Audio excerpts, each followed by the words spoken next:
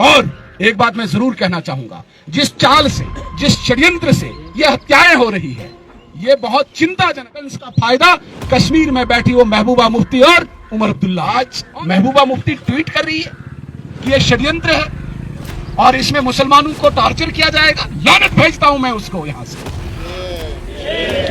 और ये पीड़ा, ये आप ये नहीं समझना कि बिलावर के लोगों, ये पीड़ा सिर्फ फिंतर के चौक में है। ये पीड़ा इस वक्त किश्तवाड़ के आखिरी कोना, पाडर दक्षिण में भी है, भद्रवा डोडा में भी है और रामबन के आखिरी कोने में भी है।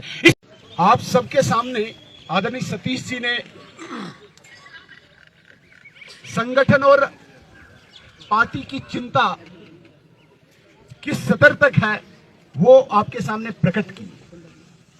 मैं सबसे पहले आपकी भावनाओं का सम्मान करते हुए, आपके इमोशंस की कदर करते हुए दो बातें आपके समक्ष रखना चाहता हूं। ये लड़ाई केवल बिलावर, फिंतर, मढ़ून की लड़ाई नहीं समझे इसे।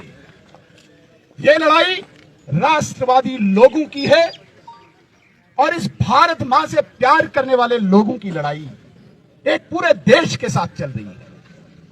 जिस देश ने अनेकों किस्म की लड़ाइयां इन राष्ट्रवादी लोगों के साथ लड़ी और हमेशा उसको मुंह की खानी पड़ी।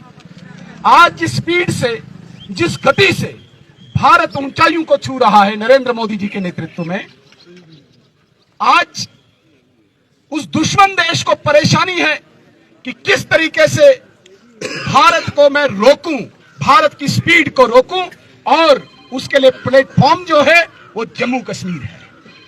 कश्मीर में भी आतंकवाद को लगभग दफन कर दिया गया, लेकिन बहुत सोची समझी चाल के तहत एक नए मॉड्यूल में आतंकवाद अब जम्मू बहुल इस कठुआ, सांबा, डोडा, किश्तवाड़ में शुरू हो गया है।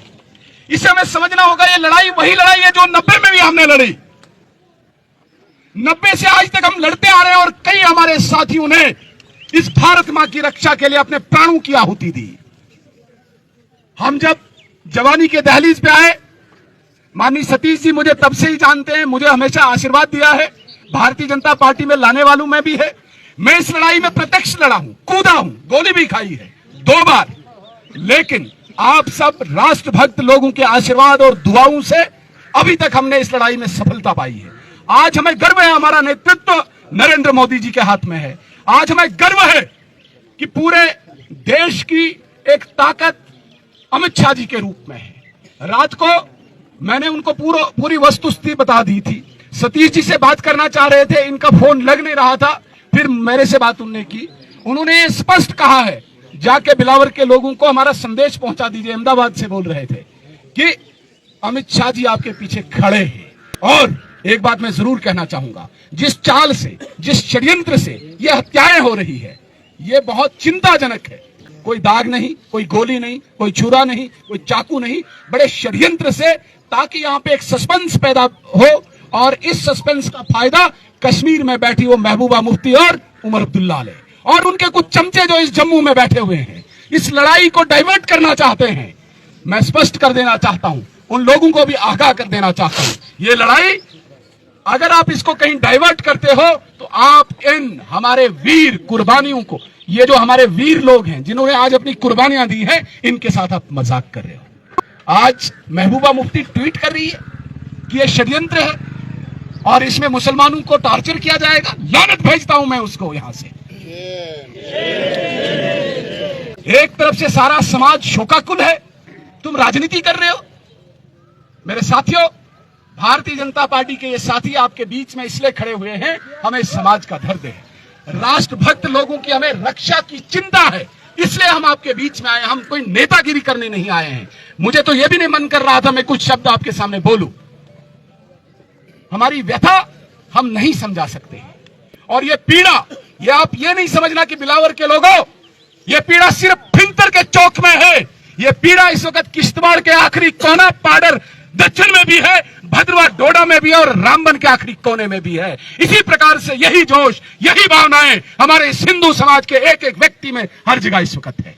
मैं आपको 2 बातें कह के यकीन दिलाना चाहता हूं और अपनी बात को खत्म करूंगा। आप इस बात से आश्वस्त रहिए, किसी भी कीमत पे इन हत्याएं जो हुई है इनको हम व्यर्थ जाया नहीं होने देंगे, ये मैं आपको विश्वास दिलाता हूं। और जो ये आतंकवादी, उनका सफाया तो होना ही होना है। इनके समर्थक, जिन्हें हम ओवरग्राउंड वर्कर्स कहते हैं, सिंपैथाइजर्स कहते हैं, स्ट्रक्चर कहते हैं, ये मैं यकीन दिलाना चाहता हूं, ये पूरा स्ट्रक्चर रूट आउट, जड़ से उखाड़ के फेंक दिया जाएगा, इनका नामो निशान नहीं रहेगा। लेकिन एक संदेश मेरी तरफ से जरूर माने, हमें इस वक्त एकजुट होने की जरूरत है। हमें राजनीतिक फ्रंट पे भी लड़ना है, सामाजिक फ्रंट पे भी लड़ना है, आर्थिक फ्रंट पे भी लड़ना है। सेना, हमारी जो सिक्योरिटी फोर्सेस है, इनको भी हमने पूरा ब्रेक करना है, उनको पूरा आशीर्वाद देना है, उनको पूरा साथ देना है। ये भी एक लड़ाई है। हर फ्रंट पे हमने एकजुट होकर लड़ना है। फिर जो हमारे पूर्वजों ने सपना देखा है कि भारत को हम विश्व गुरु बनाएंगे, वो बना के रहेंगे। लेकिन इन हत्याओं की पूरी जांच करके सब लोगों के सामने सच्चाई लाके ये हमारा लक्ष्य होगा। और जो इसके पीछे पूरे षड्यंत्र में होंगे, उनको उनकी जगह तक, उनके ठिकाने तक पहुंचाना, ये मैं भारतीय जनता पार्टी की तरफ से आपको एक आश्वासन देता हूं। वैसे आपके शेर विधायक ये परसों से ही लगे थे विधानसभा में, अभी सेशन शुरू होने वाला था, सुबह पहले उठ के इन्होंने इस मुद्दे को उठाया। उसके बाद आईजी, डीजी, दिल्ली, हर जगह पे चिंता है, लेकिन एकजुट होना पड़ेगा, इकट्ठा होना पड़ेगा। हम यहाँ पे अलग कोई सेपरेट कोई प्राणी नहीं है आपके बीच में विधायक, हम भी आपके बीच में ऐसे ही आपकी तरह ही है। मैंने आपको बताया ये लड़ाई मैंने खुद लड़ी है। 15 साल मैंने सिर्फ गोलियां देखी है, अपने बदन पे भी खाई है। मैं समझता हूं इस लड़ाई को, इस पीड़ा को मैं समझता हूं। मैं इस लड़ाई को बड़ी नजदीक से मैंने देखा है। हमें सिर्फ एक ताकत चाहिए, वो इस समाज की एकजुटता चाहिए। क्यों? क्योंकि कुछ ऐसा तत्व इस समाज में इन्होंने डाल दिया है जो डिवीजन, विभाजन करने की कोशिश कर रहा है। उसको देखते हुए आपने इकट्ठा होना है और इस देश की लड़ाई में हम एकजुट होकर भारत मां की रक्षा के लिए, भारत मां के सम्मान के लिए इकट्ठे होकर ये लड़ाई लड़े। इतना ही कह के मैं अपनी वाणी को विराम देता हूं। अभी वहां हॉस्पिटल भी जाना है और आपने जो योजना बनाई होगी उस योजना के तहत हम भी चलने को तैयार हैं। धन्यवाद।